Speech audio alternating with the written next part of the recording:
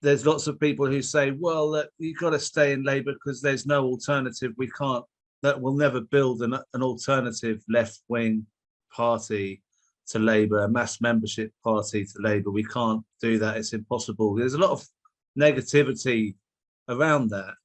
But looking at your record, you've done very well in by-elections, especially where you've really rocked the Labour Party to the foundations on your own.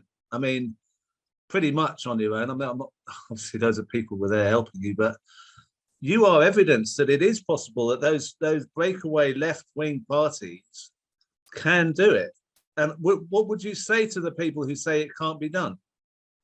I'd say, well, what else can we do but try to make it happen? For all the reasons I've just said, Labour is dead. It's dead as any kind of vehicle for socialism. It's not dead electorally.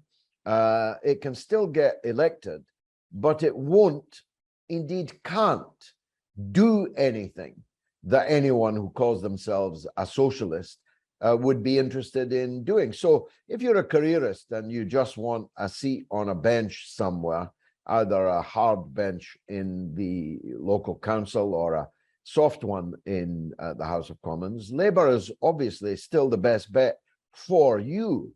But don't pretend that you're going to change anything significantly by being elected under that rubric.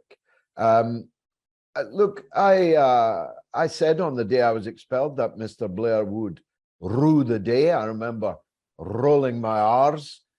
He would rue the day that he had done this, and Labour came to rue it twice, in Bethnal Green and Bow in 2005 and in Bradford West in 2012. And they came quite close to ruining it in the Batley and Spen by-election last year, when I got, I think, 22% of the vote. And believe me, they had to pull out all the stops, legal and illegal, in order to keep me at bay there. So it can be done.